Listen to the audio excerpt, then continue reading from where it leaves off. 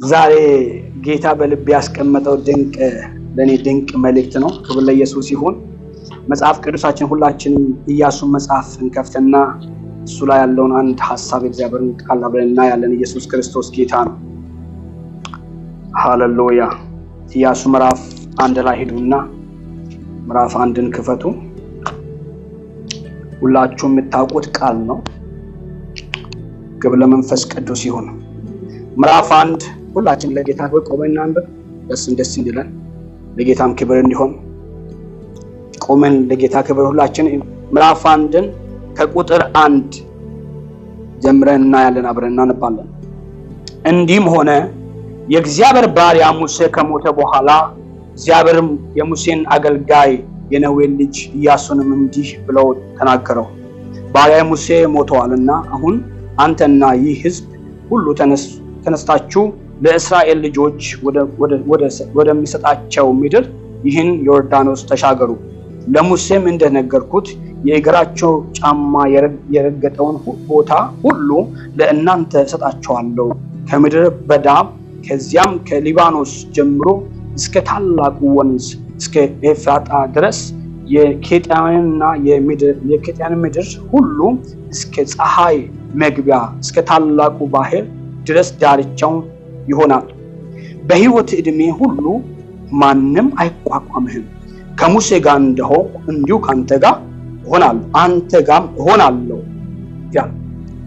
አልጥልህም፣ አልተውህም። ለአባቶች እሰጣለሁ ብዬ የማልኳቸውን ምድር ለዚህ ሕዝብ ታወርሳለህና ጽና፣ አይዞህ። ነገር ግን ጽና፣ እጅግም በርታ። ባሪያዬ ሙሴ ያዘዘን ሕግ ሁሉ ጠብቅ አድርግም። የምትሄድበትም ሁሉ እንዲከናወንልህ ወደ ቀኝም ወደ ግራም አትበል። የዚህ ሕግ መጽሐፍ ከአፍ አይለይ፣ ነገር ግን የተጻፈበትን ሁሉ ትጠብቅና ታድርገው ዘንድ በቀንም በሌሊትም አስብ። የዛን ጊዜ መንገድ ይቃናልሃል፣ ይከናወንልሃል። በሚትሄድበትም ሁሉ አምላክ እግዚአብሔር ከአንተ ጋር ነውና ጽና፣ አይዞህ፣ አትፍራ እያላዘዝኩህ። ክብር ለኢየሱስ ይሁን። ጸልያለን። መንፈስ ቅዱስም ይባረክ። አባታችን እግዚአብሔር ሆይ ዛሬም በመካከላችን በመንፈስ የምታጽናና የምታስተምረን ደሞም በቃል የምትመክረን ደሞም የምታሻግረን ትላንትም ያሻገርከን ከፊታችንም ተስፋ የሰጠህን ጌታ ሆይ በኢየሱስ ስም እናመሰግንሃለን። አንተ አስተማሪያችን፣ አንተ መካሪያችን፣ ካንተ ውጪ የሚናገረን የሚያሳየን አንዳችን የለንም። አሁን የምንጠብቀው አንተን ነው። በክርስቶስ ኢየሱስ ስም ያለ መከልከል በመካከላችን ተመላለስ። ህልውና በዚህ በኢየሱስ ስም ይፍሰስ። ቃልህን ግለጥልን። በዚህ ቃል ውስጥ ያለን እውነት በእያንዳንዳችን ህይወት ውስጥ አቅምን ይፍጠር፣ ጉልበትን ይፍጠር። ሊያሻግረን ሊያቆመን የሚያጸና መንፈስ በእያንዳንዳችን ውስጥ ይፍሰስ። እኔንም ባሪያህን እርዳኝ። በጌታ በኢየሱስ ስም አሜን። ይቀመጣል። ጌታ ይባርካችሁ። ክብር ለኢየሱስ ይሁን። የመልእክት ርዕስ በእግዚአብሔር መጽናት። ክብር ለኢየሱስ ይሁን። በማን መጽናት? ትፍተ በእግዚአብሔር መጽናት በሉ። በእግዚአብሔር የጸና ሰው አይወድቅም። አሜን ነው ወይ? ሁኔታዎች በዛ ቢመጡ በዚህ ቢመጡ በእግዚአብሔር የጸና ሰው አይወድቅም፣ አይሰናከልም። አሁን ያነበብነው መጽሐፍ ላይ እግዚአብሔር ለኢያሱ የሚናገረው ኢያሱና እግዚአብሔር የሚያወሩ ለኢያሱ የሚገባው ቃል ኪዳንና እግዚአብሔር ኢያሱን ሊያነቃቃ ሊያነሳሳ የሚናገረው እዚህ ጋር የተጀመረው ቃል አይደለም። ሁላችን እንደምናውቀው እግዚአብሔር ዘፍጥረት ምዕራፍ 15 ላይ ለአብርሃም የገባው ቃል ኪዳን ነው። እግዚአብሔር አብርሃም መጥቶ እንዳንድ ሰው ነው ያነጋገረው። እንዳንድ ሰው አብርሃም በዛን ጊዜ ላይ አንድ ልጅ ለመውለድ ምጥ ውስጥ ነው ያለው። እንኳን የብዙዎች አባት እንኳን ለዚህ እንደዚህ አይነት 400 ዓመት በኋላ የመጣው ኔሽን እግዚአብሔር ያየውን አብርሃም አላየም ነበር። አብርሃም ስለ አንድ ይስሐቅ ነው የሚያወራው። ምዕራፍ 15 ላይ ስታነቡ እግዚአብሔር መጣና እንዲህ አለው፣ እጎበኛለሁ አለው፣ እመጣለሁ ወደ አንተ ህይወት አለው። ከ400 ዓመት በኋላ ወደ አንተ ህይወት እመጣለሁ አለው። ህዝብህን ምድሩ ካልሆነበት ምድር አወጣለሁ። አሜን ነው ወይ? ኢየሱስ ክርስቶስ ጌታ ነው። ከ400 ዓመት ከአራት ትውልድ በኋላ ህዝብህን 400 ዓመት በኋላ ለሚመጣው ነሽን እግዚአብሔርን ዘንግሶ ለአብርሃም ያወራው። አብርሃም ስለ አንድ ሰው ነው የሚጠይቀው፣ ስለሚወርሰው ልጅ። እግዚአብሔር ግን ስለ ህዝብ ያያል። አሁን ለኢያሱ የተነገረው ቦታ ምዕራፍ 15 ቁጥር 13ን ስታነቡ ከ13 ጀምሮ የሚያወራው ስለዚህ ቃል ነው የሚያወራው። ስለሚወርሱት ስለሚገቡት ከ400 ዓመት በኋላ ሊሆን ላለው እግዚአብሔር ገና ለአብርሃም ያወራው። አብርሃምን እንዳለው አብርሃም እመን እያለው እግዚአብሔር አንተ እድሜ ጠግበህ ትሞታለህ፣ ዘርህን ግን ምድሩ ካልሆነበት ምድር አወጣዋለሁ አለ። ህዝቡ ካልሆነበት ህዝብ አወጣዋለሁ፣ ወደ ምድሩ አስገባዋለሁ፣ እባርካቸዋለሁ፣ አስወርሳቸዋለሁ ብሎ እግዚአብሔር አብርሃም ይናገራል። ከዛ በኋላ ይሄው ሐሳብ ሳይቋረጥ ትዝላችሁ ከሆነ ይስሐቅም ላይ ተነግሮታል። እንደገና እግዚአብሔር በያዕቆብ ከይስሐቅ ቤት ኮብሎ በወጣ ጊዜ ወንድሙን ብኩርና ነጥቆ በወጣ ጊዜ በምድረ በዳ ላይ እግዚአብሔርና ያዕቆብ ተገናኙ። በዛ ምድረ በዳ ላይ መሽቶበት ቀን ጨልሞበት በፍርሃትና በጭንቀት በወደቀበት ጊዜ እግዚአብሔር መጣና አታሎ የወጣ ሸውዳ የወጣ አታላይ ነው እንደ ሰውኛ። እግዚአብሔር ግን በአብርሃም ላይ ስለተናገረው ኪዳን ለማክበር ለማጽናት አታላይ ወደ ሆነው ወደ ያዕቆብ መጣና እንዲያለው እግዚአብሔር እኔ የአብርሃም የይስሐቅ አምላክ እኔ እግዚአብሔር ነኝ እና እስካንተ ጋር ነኝ አለው። አልጥልህም አልተውህም፣ ለአባት የማልኩትን ማላ ባንተ ፈጽም ዘንድ ወደዚች ምድር ወደ ተኛህባት ምድር እመልስሃለሁ አለ። ኢየሱስ ክርስቶስ ጌታ ነው። እግዚአብሔር እንደተናገረ እንደ ቃሉ ነው። አሜን። ክብር ለኢየሱስ ይሁን። ዛሬ ትንቢታዊ አዋጅ ነው ማውጆ። መንፈሳችሁን አንቁ እንዳመጣችሁ። እግዚአብሔር ከአብርሃም ከያዕቆብ ካወራ በኋላ እንደገና ዘዳግም ላይ ሙሴ ጋር መጣ እግዚአብሔር። ትዝላችሁ ከሆነ ሙሴ በፈርዖን ቤት ተወለደ። በእናቱና በእግዚአብሔር ምሪት ያደገ ልጅ ነው። ለዚሁ ከፈርዖን ቤት የወጣው ሙሴ አድጎ ለወጣው ሙሴ ስለ ፈርዖን እግዚአብሔር እንዴት አድርጎ ከ400 ዓመት በኋላ ህዝቡን ከእጁ ፈጥቆ እንደሚያወጣ እግዚአብሔር ወደ ሙሴ መጣና ነገረው። ይህ ህዝቡ ካልሆነበት ምድር ይወጣል፣ ወደ ርስቱ ይመለሳል፣ ለአባቱ ወደ አብርሃም ወደ ተነገረው ምድር ይመለሳል ብሎ እግዚአብሔር እንደገና በሙሴ በኩል ይህንን ኪዳን እንደገና ይናገረው ነበር። ያስተምራቸው፣ ይነግራቸው፣ ያነቃቃቸው ነበር፣ ተስፋ ይሰጣቸው ነበር። በጣም የሚገርማችሁ እዚህ ምዕራፍ አንቃን ቀድም ያነበብነው ምዕራፍ ላይ እግዚአብሔር መጥቶ ኢያሱን ሲያነጋግረው ኢያሱ ከሙሴ ጋር የነበረ አብሮ ሲያገለግል የነበረ አገልጋይ ነው። የሙሴን አገልግሎት ጠንቅቆ ያውቃል። ሙሴ በጣም በእግዚአብሔር የሚያምን በእግዚአብሔር የሚታመን ታላቅ አገልጋይ ነው። ተአምራትን ያየ አገልጋይ ነው። የእግዚአብሔርን ክብር ያየ አገልጋይ ነው። ይሄንን አገልግሎት ደግሞ በትክክል ኢያሱ በሙሴ ሕይወት ላይ አይቶታል። እግዚአብሔር እንዴት አድርጎ ከፈርዖን እጅ ያን ጠንካራ ማይቀለበሰውን ማይታሰበውን ደንዳና ልብ ያለውን ፈርዖንን እንዴት አድርጎ እግዚአብሔር አንበርክኮ ከእጁ ሕዝብ እንዳወጣ ኢያሱ አይቷል። ያ ብቻ አይደለም፣ የእስራኤል ሕዝብ ድንቅና ተአምራትን እያደረገ ሲያገለግል ኢያሱ አይቶታል። ኢያሱ በእግዚአብሔር ያምናል፣ በእግዚአብሔር ላይ ይታመናል። ለምን? የእግዚአብሔርን ክብር አይቶታል፣ የእግዚአብሔርን እጅ አይቶታል። እግዚአብሔር እንዴት አድርጎ ጠንካራ የሆነውን የፈርዖንን ልብ እግዚአብሔር እንዴት እንዳቀለጠው አይቶታል። ያ ብቻ አይደለም፣ የእስራኤል ሕዝብ ከግብጽ ሲወጣ በእስራኤል ሕዝብና በግብፃውያን መካከል ላይ እግዚአብሔር በጠላቶቻቸው መካከል ላይ ጨለማን እንደ ግድግዳ አቆሞ በአንድ ቀን ተመሳሳይ ሰዓት ውስጥ በዛኛው ጨለማ በዚህኛው ብርሃን አድርጎ እግዚአብሔር እንዴት አድርጎ እግዚአብሔር ታምራትን እንደሰራ። ለምን? ለአብርሃም የተገባው ተስፋ ይፈጸም ዘንድ የእግዚአብሔር እጅ ይገለጣል። አሜን። እግዚአብሔር ስለኔ የተናገረው በሉ፣ ለኔ የተነገረው ቃል በሉ ይፈጸም ዘንድ በሉ ግድ ነው በሉ። አሜን። ኢየሱስ ክርስቶስ ጌታ ነው። እግዚአብሔር የእስራኤሎችን ሕዝብ አለመታመን አለመቆም አይደለም እግዚአብሔር ያዘው። እግዚአብሔር ለአብርሃም የገባውን ቃል ነው የሚያከብረው። እግዚአብሔር ቃሉን ነው የሚያከብረው። ቃሉን ይጠብቃል። እግዚአብሔር ባንታመን የሚታመን አምላክ ነው። አሜን። ኢየሱስ ክርስቶስ ጌታ ነው። ተንሸራቶ እንደሚወርቁ ያውቃል፣ እንደማይጸኑ ያውቃል። ነገር ግን ለአብርሃም ምን አለ? አንተ ሸምግለህ ትሞታለህ፣ ሕዝብህን ግን ዘርህን ግን ከባዕድ ምድር ላይ አወጣለሁ። ስለ ሕዝቡ ታማኝነት አይደለም። አሜን ነው ወይ?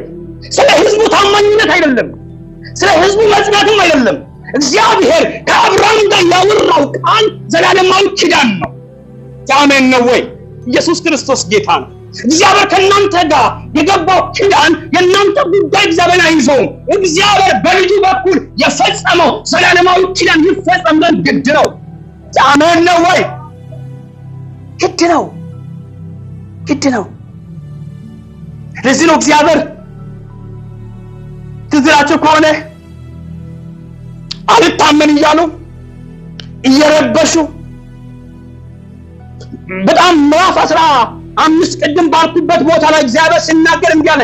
አንዳንድ የሚፈጸም የማይመስል በጊዜው ሁኔታ ሲታይ ነባራዊ ነገር ሲታይ የማይመስል ለአብርሃም ሲናገር እግዚአብሔር እንዲህ አለ። ሕዝቡ አለ 400 ዓመት ባሪያ ሆኖ ይገዛል። ከተገዙ በኋላ ሳወጣቸው በብዙ ክብር በብዙ ሀብት ይወጣሉ፣ ወርሰው ይወጣሉ። ገና እኮ 400 ዓመት አብርሃም አንድ ልጅ አልወለደም እኮ። ገና የሚወለድ በእርጅናው የሚወጣ ይስሐቅ፣ በይስሐቅ ተገልጦ በያዕቆብ መጥቶ እስራኤል ተብሎ ከዛ 400 ዓመት ተገዝቶ ከፈርዖን እጅ ሲወጡ እግዚአብሔር እንደዚህ እያየን የሚያወራው ለሙሴ ቅዠት ነው። ቅዠት የማይመስል የማይጨበጥ ስለ አንድ ልጅ እያለቀሰ የማይሆን ነገር እግዚአብሔር የሚያወራ አይመስልም። 400 ዓመት ከተገዙ በኋላ ላይ መገዛት ብቻ ሰው ሲወጡ በብዙ ሀብት በወርቅ ብር ሀብት ይዞ ይወጣሉ ብሎ እግዚአብሔር ለአብርሃም ተናገረ። ያ ጊዜ ደረሰ። 400 ዓመት አልቆ ሙሴ ተገለጠ። ሙሴ መጣ። ሙሴ ባሪያ ሆኖ በፈርዖን ቤት አድርጎ መልሶ ፈርዖን ፊት ቆመ። ማን ነው ፈርዖን ፊት የሚቆም? ፈርዖንን ያውቀዋል ሙሴ ከማንም በላይ ያውቀዋል። እዚህ ፊት አቁሞ እግዚአብሔር አወጣ። ልናገር ወደሚፈልገውበት እየሄድኩ ነው። አወጣ በኋላ ይሄ ሁሉ ሆኖ እግዚአብሔር ከግብፅ አስተሳሰብና አመለካከት እግዚአብሔር ነፃ አውጥቷቸው ወጡ። ሙሴ ላይ ሲያጉረምርሙ ያህል እነዚህ ሕዝብ ብዙ ፈተና አላቸው፣ ብዙ ለመጥራት የማይመች ተቃውሞ ያላቸው ምናምን የሚባሉ በሱ ሕይወት ላይ ይነሱ ነበር። በእነዚህ ሁሉ ውስጥ እግዚአብሔር ግን በታምራት ያወጣቸው ነበር። በማይመች ምድር ውስጥ ብዙ ውጊያ፣ ብዙ ሰልፍ፣ ብዙ ጎታች፣ ብዙ መንገድ ዘጊ፣ ብዙ ቋጥ አስቀማጭ ብዙዎች ነበሩ። ለዚህ ነው ኢያሱን እዚህ ቦታ እግዚአብሔር መጥቶ አትፍራ ጽና ብለው ሙሴ በምን አይነት ህዝቡን እንደመራ ያውቀዋል። ኢያሱ ድንገት የተጠራ አገልጋይ አይደለም። የነበረ አብሮ ሲጓዝ የነበረ ሰው ነው። ያውቀዋል፣ መንገዱንም ያውቀዋል፣ አምላኩንም ያውቀዋል፣ ህዝቡንም ያውቀዋል። አዲስ ነገር አልነበረ። ወደዚህ መንገድ ነው እግዚአብሔር ተረኛ አንተን አለው። ሙሴ አይመጣም ተረኛ አንተን አለና እንዲህ አለ። በጣም የሚገርማችሁ ቁጥር 5 ላይ ማንም በህይወት ዘመን ምን አይገር አይቋቋምህም። ማጋዶ ሲካቦረባ ጀኒያ ማሳባ ማንም በህይወት ዘመን አይቋቋምም አለው። ማንም በለው በህይወት ዘመን አይቋቋመኝም።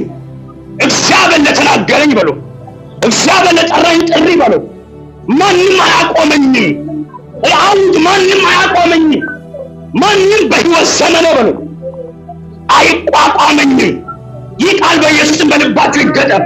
በህይወታችን አቅምን ይስጥ፣ ጉልበትን በውስጣችሁ ይፍጠር። አሜን ነው። ማንም በለው። ድምጻችሁን ከፍ አድርጉ። ይሄ እግዚአብሔር ቃል እኮ ነው። አውጁ፣ አይኗችሁ ይስማ። አውጁ። ይሄ አትችልም አትሆንም የሚለው ይስማ። ማንም በለው በህይወት ዘመኔ በህይወት እያለሁ ጌታ ከኔ ጋር እያለ ማንም አያቆመኝም፣ ማንም አይሰኝም።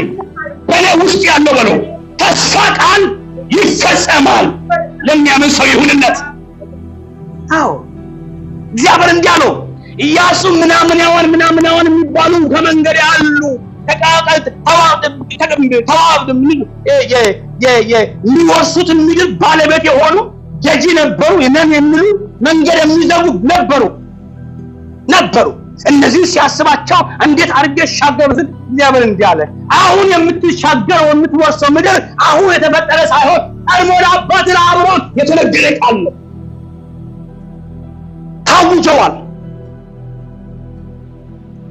እንዳትወርስ። ማንም በመንገድ አይቆምም። ለምን? እኔ ካንተ ጋር ነኝ። የእግዚአብሔር አብሮነት ከሁሉ ይበልጣል። አሜን ነው ወይ? ብቻ እግዚአብሔር ከእናንተ ጋር ይሁን። ብቻ እግዚአብሔር ከኔ ጋር ይሁን በሉ። አውጁ። ግድ የላችሁም። ወፈዘለ መንፈስ ይመታ ብቻ በሉፍቴ እግዚአብሔር ከኔ ጋር ይሁን። ማንም አያቆመኝም በሕይወት ዘመኔ በሉ። ማንም በሉ አይቋቋመኝም። ከአባቶቼ የነበረው ከነሱ በነሱ ሕይወት የበላይ የሆነው በሉ በኔ ሕይወትም የበላይ ነው። አሸናፊ ነው። ለሚያምን ሰው ይሁንለት። ቀናበል አትፍራ። የጠራን የታመነ ነው። አሜን ነው ወይ? ሰው አይቶ አስጀምሮ የሚያቆም አምላክ ሳይሆን አስጀምሮ የሚጨርስ ራሱን የሚተማመን ኢያሱን እንዲህ አለው። ቁጥር 5 ላይ ቁጥር 5 ላይ 5 በሕይወት እድሜ ሁሉ የአንድ ቀን የሁለት ቀን የ5 ዓመት የ6 ዓመት ኮንትራት አይደለም። በሕይወት እድሜ ሁሉ በሕይወት እስካለ ሁሉ ማንም አጃጋ ቦራ ባህዲና ማንደ በሕይወት እድሜ ሁሉ ለምንድን ነው ጋራንቲ ከእኔ ካንተ ጋር ነኝ? የሉም አይደለም አሉ። ጽና ማለት ሁለት ነገር ነው። አይዞ በርታ፣ ጽና መቆም ነው። በርታ ማለት ግፋ ነው። ወደፊት ከአቅም በላይ ሆነ እኔ ያለው አሜን ነው ወይ? ካቃተ እኔ ያለው አንተ ግን ጽና፣ ምልክት ሁን። ኢየሱስ ክርስቶስ ጌታ ነው። አሜን ነው ወይ? እኔ ካንተ ጋር አይዞ፣ አልጥልህም፣ ደሞስ አልተውህም። ማሃዲና ማሰባ አልጥልህም፣ አልተውህም። ባድ ምድር ላይ የሚተው አምላክ፣ ጣራ ምድር ላይ ትቶ አልፎ የሚሄድ አምላክ፣ ደክሞሃልና አልተመችህም አትመችኝም ብሎ ዞር አድርጎ አይኑን አዞሮ የሚሄድ አምላክ አይደለም። ከአምላኬ በሉ የሚጥል አምላክ አይደለም። አይተወኝም በሉት። ለራሳቸው አውሩ። አይተወኝም በሉት። ቢደክም በሉ ያነሳኛል፣ ብስል በሉ ይመልሰኛል፣ ቢደክም በሉ ያበረታኛል። አይተወኝም። ለሚያምን ሰው ይሁንለት። እግዚአብሔር አይተውም። እግዚአብሔር ሰው ይተዋል። ሰው አይቶ ገፍቶ ብሎ ከንፈሩ መጥቶ ያልፋል። እግዚአብሔር ግን ቃሉን ያከብራል። እግዚአብሔር ቃሉን ያጸናል። እግዚአብሔር ከቃሉ ጋር ይቆማል። ማራባዲያ ማሰባ ቃሉን ነው እግዚአብሔር የሚያከብር። እንደ ሰው ማብኖን እዚህ ባልቆምን ነበር፣ እዚህ ባልደረስን ነበር። እግዚአብሔር እኮ ነው ያቆመን። እንደ ሰው ቢሆንማ እዚህ አይደለም ያለንም ከሐሳቦች ትላል። እግዚአብሔር ግን አጸናን። እግዚአብሔር ያቆማል። እግዚአብሔር ያበረታል። እግዚአብሔር ያሻግራል። ትሻገራላችሁ አለ። ዮርዳኖስን ትሻገራላችሁ አለ ጌታ። ትሻገራላችሁ። ለምን? የሚወረስ ነገር አለ፣ የሚነካ ነገር አለ፣ የሚሰራ ነገር አለ። በኔ ህይወት በሎ ታዲያ አውጁ ግደል። ታዲያ በኔ ህይወት በሎ የሚወረስ የሚሰራ ነገር ስላለ እቀጥላለሁ በሎ። እቀጥላለሁ፣ እሻገራለሁ፣ እጸናለሁ በሎ። እግዚአብሔር በህይወታችሁ ላይ ተአምራትን ያደርጋል። አዲስ ነገር ይሆናል።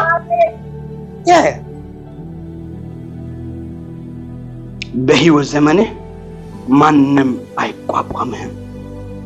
አልጥልህም፣ አልተውህም። ለአባቶች እሰጣለሁ ብዬ የማልኳቸውን ምድር ሁሉ አወርሰው ዘንድ ጽና አይዞ ሲባል ባይዞ ሰው አይዞ ካለ አይቀጥልም። አይዞ ነው ከንፈሩ ነው። አንድ ቀን ሁለት ቀን ነው። የእግዚአብሔር አይዞ እንደ ሰው አይዞ አይደለም። የእግዚአብሔር አይዞ ቆማ ማህራቢ ገና ማንጆና በሲባ እግዚአብሔር አይዞ ካለ እጁ ካንተ ጋር ነው። እግዚአብሔር አይዞ ካለ ልብን ደግፎሃል። የፍርሃትን መንፈስ አውጥቶ የእምነትን መንፈስ ይከታል። ነገሩ እንዳታይና የእግዚአብሔር እጅ ላይ እንድትደገፍ ያደርጋል። ለዚህ መጽሐፍ ግን መኖሪያ የዘላለም አምላክ የዘላለም ክንዶች ካንተ በታች አሜን ነው ወይ ደግፎ የሚያነሳ ወደኩ ስትል የሚያነሳ የሰው አይዞ እዚሁ ጋር ነው የሚያልቀው። ከዚህ በላይ አልፈም። ከዚህ በፊት ያ ነገሩ እንዳለ ነው ያለው። እግዚአብሔር አይዞ ካለ ነገሩን ያሳንሰዋል። አንተ ህይወት ትልቅ የሆነ ያሳንሰዋል። አሜን ነው ወይ በነገሩ ላይ ያለን እምነትን ከፍ ያደርግና በነገሩ ላይ ያለን እምነት ይጨምርና ነገሩን ዝቅ ያደርገዋል። የሰው አይዞ ግን ነገሩን አይቀይረውም። እግዚአብሔር አይዞ ጽና በርታ ነው። ለምን እኔ ካንተ ጋር ነኝ። በመንገድ ይሰለፋሉ ግን አያሰንፉም። ይሞክራሉ ግን አይረቱህም። ምክንያቱም ያለው ሙሴን የነገፈ ከሙሴ ጋር የቆመ ያን በአሩር እንዳይገላቸው አሩር እንዳያቃጥላቸው እግዚአብሔር በሰማይና በእነሱ መካከል ደመና አምጥቶ የሙቀትን አቅም ማታ የወጨፍ የሌሊት ወጨፍ እንዳይገርፋቸው በብርድ እንዳይኮማተሩ በምድረ በዳ ውስጥ በብርድ እንዳይሞቱ በእሳት ነበልባል ተናቅፎ ጉድጓድ እንዳይገቡ። ይሄ ህዝብ እውነት የሚመች ህዝብ ሆኖ ነው አይደለም። አጉረምራሚ ህዝብ ነው። የሚጠይቆም በትክክል የማያውቅ ጠይቆስ ተቀብሎ ሳይጨርስ ሌላ የሚጠይቅ እግዚአብሔር በእነዚህ በተለዋዋጭ ባህሪያቸው ውስጥ ነገር ግን እግዚአብሔር ቃሉን ለማጽናት ለአብርሃም የገባውን ቃል ለማጽናት እግዚአብሔር በታምራት ይመራቸው ነበር። ጠማን ስሉ ከአለት ምንጭ፣ ራበን ስሉ መና ከሰማይ፣ ጨለመ ስሉ እሳት አምድ፣ ሞቀን ስሉ ደመና። ዋው! አቤት እግዚአብሔር! አቤት እግዚአብሔር! ይህ እግዚአብሔር ኢያሱ እንዳለ ግደለኝ ማለት ከሙሴ ጋር የነበርኩት እኔ አሁንም ካንተ ጋር የምኖረው እኔ ነኝ። ኃላፊነቱ ወስጄዋለሁ። ካንተ የሚጠበቀው ከፊት ውጣ፣ ምራ፣ እዘዝ፣ መንገድ አሳያቸው። ብቃትና አቅም ከኔ ነው። አሜን። ዋው! አሜን ነው ወይ? ብቃትና አቅም ከማን ነው? ከኔ ነው። አይዞህ የምናያቸው ብዙ ውስብስብ የሆኑ ነገሮች አሉ። ነገር ግን በእነዚህ ሁሉ መካከል አንድ ነገር ልንገራችሁ። የጸና ልብ ካለን፣ በእግዚአብሔር የተደገፈ ልብ ካለን ከነዚህ ሁሉ የሚያልፍ የእግዚአብሔር አቅም በእያንዳንዳችን ሕይወት ይገለጣል። ለዚህ ነው ጳውሎስ ኃይልን በሚሰጠን በክርስቶስ ስንቱን ሁሉም ብሏል። በማን ኃይል? በክርስቶስ ኃይል። እግዚአብሔር እያለ ያለው ኢያሱን እኔ ነኝ ኃይሉ ነው ያለው። ጠላትን የሚደፋው ጠላትን ከመንገድ የሚነግረው እኔ ነኝ። ነገር ግን ካንተ የሚጠበቀው አንድ ነገር ነው። ጽና፣ አስተውል። ሙሴን ያቆመ ሙሴን ያጸናው ሙሴ ሲጠነቀቅ የነበረው ቃልን በመስማት ነው፣ እኔም በመስማት ነው።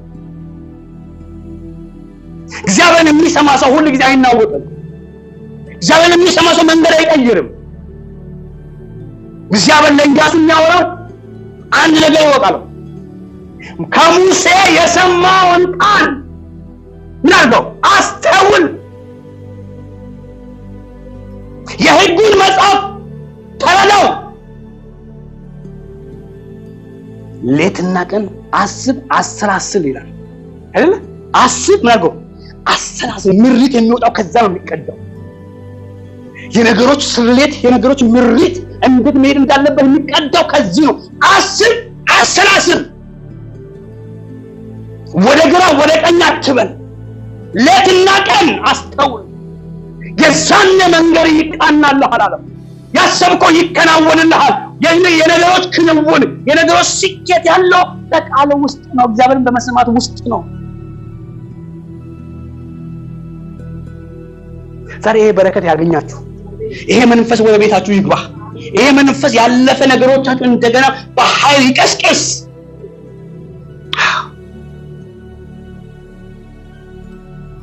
የሚገርም ነው።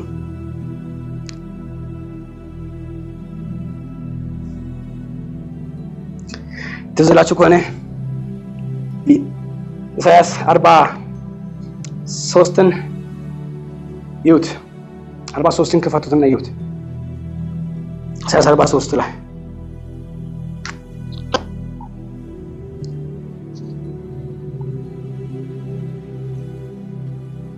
አንድ ሰው ድምጹን ከፍ አድርጎ ቢያነብ ደስ ይለኛል። 43 ከ1 እስከ 3 ያለውን ቃል ብቻ ኢሳይያስ 43 ላይ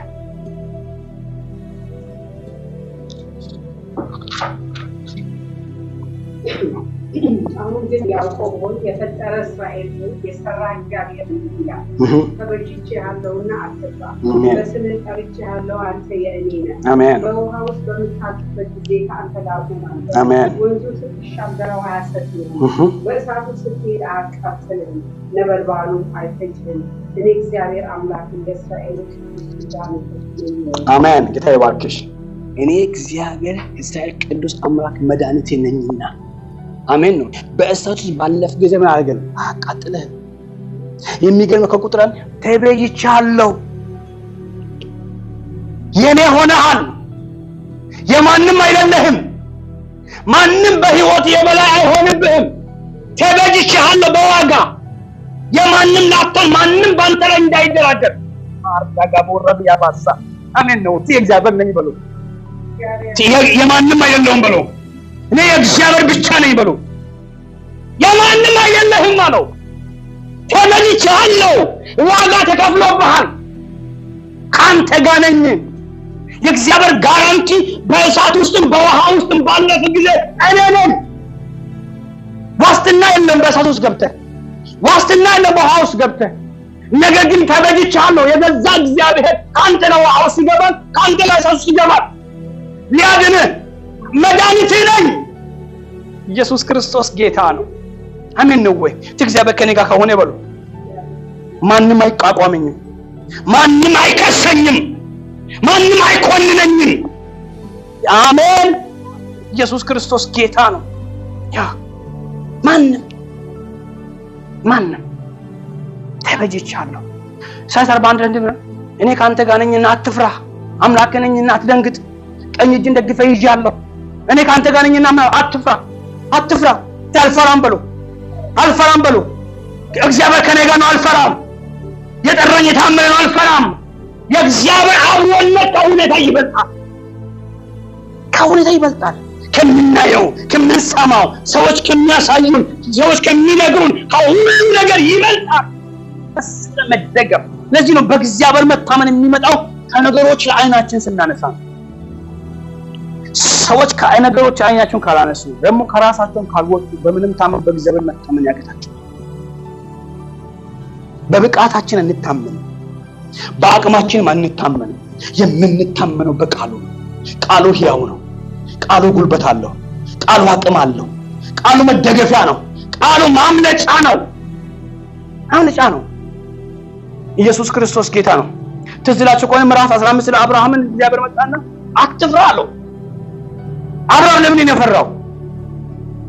ለምን የፈራው? የመኖር ፍርሃት አይደለም አብርሃም። የብቸኝነት ፍርሃት አይደለም አብርሃም። የገንዘብ ማጣት ፍርሃት አይደለም አብርሃም።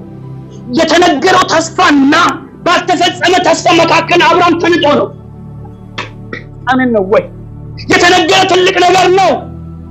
አብርሃም እየኖረ ያለበት ምድረ በዳ ነው። ለምን? የተነገረውና ባልተነገረ መካከል አብርሃም ይናጣል፣ ህይወቱ ይጨነቃል። ተስፋ ቃል አለው፣ ያልተፈጸመ ነገር አለ፣ የሚተነገረ ነገር አለ፣ ያልተወነ ነገር። በእነዚህ መካከል አብርሃም ግራት ይጋባል።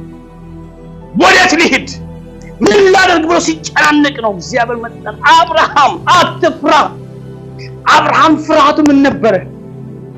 የሚስቱ ሳራ ቤቱ የሚያድገው የደማስቆ ልጅ ያልተገረዘ ኪዳን የሌለበት እሱ፣ በዚህ በኩል ሳራ፣ በሱ በኩል ራሱ በዚህ በኩል ራሱ እግዚአብሔር በእነዚህ ሁሉ ተከቦ አብርሃም የሚጨብጠውን አጥቶ ግራ ሲጋባ አብርሃምን እግዚአብሔር ጽና፣ አትፍራ፣ የፈራው አይወርስህም ማለት አመን ነው ወይ? የፈራው አይወርስህም፣ ይልቁን ከጉልበት የሚወጣ እሱ ይወርሳል። እግዚአብሔር አሁንም እንደ ትናንትና ጎበዝ ነው። አብርሃም አርጅቷል፣ እግዚአብሔር አሁንም ጎበዝ ነው። ገብቷችኋል? እግዚአብሔር እድሜ ያሄድበት ጊዜ ያሄድበት ሲናገር ቃሉ ያሄድበት አይንታብታበት ብዬ ነበር፣ አሁን ግን አርጅተሃል ብዬ ነበር፣ አሁን ግን ቀጥነሃል፣ አሁን ግን ወፍረሃል፣ አሁን ግን የለህም አይብሎ እግዚአብሔር የቃል ማሻሻያ የለውም። እግዚአብሔር ትንቢቱን አያሻሽልም። እግዚአብሔር ቃሉን አያሻሽልም። የኛ ቅጥነት፣ የኛ መውፈር፣ የኛ ማርጀት፣ የኛ ለማርጀት የእግዚአብሔር ቃሉን አይቀይረውም። እኛ ወደ ቃሉ ይቀይረናል። አሜን። ኢየሱስ ክርስቶስ ጌታ ነው። ለዚህ አብርሃምን መጣና አትፍራ አለው። እኔ ላንተ ጋሻ ነኝ አለው። ለፍርሃት እኔ እቆምልሃለሁ አለው። ላስፈራ ነገር ከፊት እሆናለሁ፣ እከራከራለሁ። ካንተ ወንተ የሚወረወር ከሰው አንደበት የሚወጣውን ቃል የሚመልስ ኃይል እኔ ሆንልሃለሁ። ዛሬ መንፈስ ወደ ቤታችሁ ይግባ። ካመናችሁ ይሁንላችሁ። ብዙ የሚነገር ነገር አለው። እንግዲህ አብርሃም ቀላል ነገር አይደለም። አሁን ስናወራ ለኛ ለትምህርታችን ስለተቀመጠ ኢዚ ይመስላል። በዚህ ውስጥ ያለፈ አብርሃም አሁን ቆሞ ቢያወራ ምን እንደሚላል አቅ ፔንፉል። ምክንያቱም ከሱ ጋር የወጣ ያጎቱ ልጅ ሎጥ እኮ ልጅ በልጅ ሆኗል። ሎጥ በልጅ ምንም ክዳን የለው፣ አብሮ ተከትሎ ነው የወጣ ሰውዬ ልጅ በልጅ ሆኖ ክዳን አለ የብዙዎች አባት ተብሎ ብዙ ነገር ተነግሮለት አሁን ነው የወጣ ሰውዬ ባዶ እጁን ያለው። በእነዚህ ሁሉ መካከል ባይፈራ ባይደነግጥ፣ ነገር ግን እግዚአብሔር ግን ከነገሩ ባሻገር ከነገሩ ካስፈራራው ነገር በላይ የእግዚአብሔር ቃል ጽናትና ትልቅነቱ አብርሃም ያውቅ ዘንድ አብርሃም ይገባው ዘንድ አመን ነው ወይ ለኛ ለትምህርት ይሆን ዘንድ ነው እንጂ እግዚአብሔር አንድ አብርሃምን ልጅ በልጅ አድርጎ በለሆነ መባረክ አጥሮት አይደለም። እኛ በዘመን ተሻጋሪ ህይወት እንዲቀር ታሪክ እንዲቀር በዚህ ብቻ በቃል ከዛ እንዲህ ብሎት በርታ ምናምን ብሏልና ታዲያ በእግዚአብሔር ከዛ አብርሃም ምዕራፍ 15 ተጠበቃል የለም 16 17 ላይ አብርሃም አሁንም በቃ አብርሃም የመጠበቅ አቅሙ ሰውኛ አቅሙ አለቀና አብርሃም ተስፋ ቆርጦ በቃ ሲያግረምርም መጣ። እግዚአብሔር 17 ላይ መጣና አብርሃም አለው አይዞ በርታ ጽና አላለም። አሁን ሰውየው ከይሄን አልፎ እንደሄደ ገባው። አብርሃምን እግዚአብሔር እንዲያለው እኔ ምንድነኝ? ኤልሻዳይ ነኝ አለው። ክብር ለኢየሱስ ይሁን። አሜን ነው ወይ? እኔ ኤልሻዳይ ነኝ አለው። እኔ ኤልሻዳይ ነኝ። አብርሃም 99 ዓመት በሆነ ጊዜ እግዚአብሔር በራእይ ተገለጠና እኔ ኤልሻዳይ አብርሃም አለው። አብርሃም ደጋግሞ ጠራው። እግዚአብሔር ሊያነቃው ውጣ ከሂድሜ ውጣ ከስሌት ውጣ አለው። ከስሌት ውጣ፣ ጊዜን ከመቁጠር ህይወት ውጣ። የማይለወጥ የማይያዝ የማይወሰን ቃል ነው ባንተ ላይ የወጣው። አሜን ነው። ኢየሱስ ክርስቶስ ጌታ ነው። ባንተ ላይ የተነገረው ቃል ሁኔታን አይቶ የሚቀየር ቃል አይደለም። አያችሁ፣ እምነት ማለት ትላንትና ባቃተን ተሸክሞ ያሻገረን እግዚአብሔር ሴንስ አርገነው ካላወቅ ነው። ዛሬ ቆምነው በእግዚአብሔር እንደሆነ ካልገባን ነገን ለማየት አቅም አይኖርንም። ደመነፍስ ሰው ማንኛውም ሰው እንደሚኖር እየኖርን እንደሆነ አስበን ከሆነ ትላንትና ያለፍነው በእግዚአብሔር ትከሻ ላይ ተደግፈን እንደሆነ አውቀን ሴንስ አርገን ዛሬ የእምነት ነገር በውስጣችን ማንቀሳቀስ ከሆነ ነገን ለማየት ምን ዋስትና የለም። ነገ ተስፋ የምናደርገው ነገ የምናምነው ትላንትና በሱ ነው የመጣሁት እርግጠኛ ነን። በየትኛው ብቃት በየትኛው ልምድ የለም በእግዚአብሔር ነው ያለፍኩት ብሎ የሚያምን ሰው ነገን ተስፋ ያደርጋል። ነገን ለማየት ይጓጓል። አሜን። እዚህ አብርሃም በእነዚህ ምንገቱ ግራ ሲጋባ እግዚአብሔር ምዕራፍ 17 መጣና አብርሃም እኔ ኤልሻዳይ ነኝ ይልቁኑ አለ በፊት የተመላለስ ፍጹም ሁን አለው። ያ ማለት አምልኮ ቀንሷል። ሰውየው ስርዓቱን ቀንሷል። ወደ ኮርሲያ ህይወት ገብተዋል። መንገዱን ቀይሮታል። ትናንትና ተሰጥቶ የሚያደርገው ነገር ቆጥሮታል፣ ትቶዋል፣ ስልችት ብሎታል። እጅ አለው መምጣት መሄድ እጅ አለውና የሆነ ነገር መቀየር ሲጀምር አብርሃም እግዚአብሔር ያለው እንደ ትናንትና በፊት በሕያውነት ተመላለስ አለው። ፍጹም ሁን። የምታደርገው ነገር ለእግዚአብሔር እንደሆነ ያወቅ። አሜን። ከኔ ጋር ናችሁ? ኢየሱስ ጌታ ማራባጋና ማንዶባ እግዚአብሔር ሲወድህ ሲመርጥህ ዝም ብሎ እንደማንኛውም ሰው እንካ ብሎ አይወረውርብህም። ያደርጋል ለዓላማ ስለሆነ። እኔና እናንተ ዝም ብሎ በደመ ነፍስ እንመላለስም በዓላማ ነው። አሜን። በእሳት ስም ብናልፍ፣ በውሃው ስም ብናልፍ፣ በሸለቆም ብናልፍ በዓላማ ነው። ፋስት ፉድ የለንም እኛ። ተሰርቶ ነው፣ ተጨምቆ ነው። አሜን። ኢየሱስ ጌታ ነው። አሜን ነው ወይ? ተጨምቆ ነው። ተጨምቆ ነው። የምናልፍበት መንገድ ሁሉ አሻራ ምልክት እንዲኖር ይፈልጋል እግዚአብሔር። ወደ ኋላ ስንመለስ ዋው ምንልበት ምልክት እንዲኖር ይፈልጋል። ዝም ብለህ ሽው ብለህ ቤት መጣው ልትል አይፈልግም። ታምራዊ ጉዞ የለም። ታምራዊ መዳን ነው ያለው። ቅስፈታዊ መዳን ነው ፕሮሰስ ነው። ከዛ በኋላ እያንዳንዱ መንገድ በእግዚአብሔር እየተደገፍክ ገመድ እየተገረምክ ወደቁት ሲያነሳ ስታመሰግን ስትነሳ ምልክት እየተውኩ ነው የምትለው። ነገ ሌላ ትውልድ ሲመጣ ያንተን ኮቴ እያየ ነው የሚያልፈው። አሻራውን ተከትሎ ነው የሚሄደው። እግዚአብሔር ያ ምልክት እንዲቀር ይፈልጋል። አሜን ነው ወይ? ከኔ ጋር ናችሁ?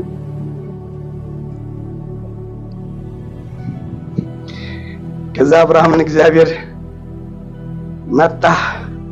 አብርሃም ከዛ በኋላ የልጅ ጥያቄ ረሳውላል። ሄዱና አንብቦት ምዕራፍ 18 19 20 21 አካባቢ ላይ ነው እግዚአብሔር አሁን አብርሃም ጠይቋል። እግዚአብሔር መጣ። አብርሃም ከዛ በኋላ ጠይቆም ራሱ እግዚአብሔር ነው የመጣው። አብርሃም ከዛ በኋላ ጥያቄውን ወደ ጎን አደረገና ወደ አምልኮ ገባ። ታወ ብትሰጥ ለክብርህ ባትሰጥ ለክብርህ፣ እኔ ግን ላንተ ነው የምኖረው አለ። እግዚአብሔር የሚረሳ ይመስልሃል? አዎ አይ አሁን ረሳህና ተዋል አይልም። እግዚአብሔር ቃሉን ነው የሚያከብረው። አሜን ነው ወይ? እግዚአብሔር ቃሉን ያከብራል። በህይወታችሁ ላይ የተነገረው ትንቢታዊ አዋጅ ይፈጸም። አሜን በሎፍቴ እግዚአብሔር የተናገረን ትንቢታዊ ቃል ነው። ታገለግላለህ ተብያለሁ፣ ታገለግላለሽ ተብያለሁ፣ ትወጫለሽ ተብለሽ ከሆነ ይሆናል። አሜን ነው ይሆናል። አውጁ። አሜን አውጁ። ኢየሱስ ክርስቶስ ጌታ ነው። ወፈዘዘ መንፈስ ይመታ። አሜን ነው ወይ? አንደበታችሁ ስትናገሩ መንፈስ ዓለምን ይዘዋል። ያው ነው አቅም አለው፣ ጉልበት አለው፣ ኃይል አለው።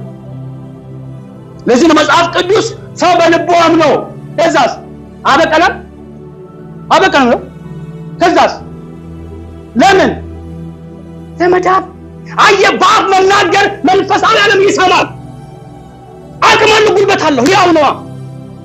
በልብ አምነህ ዝም ብትል በቃ ቢባል ኖሮ መዳንን አንተና እግዚአብሔር ብቻ ታውቃለህ። ግን ሰይጣን አያውቀውም፣ ግራ ይጋባል።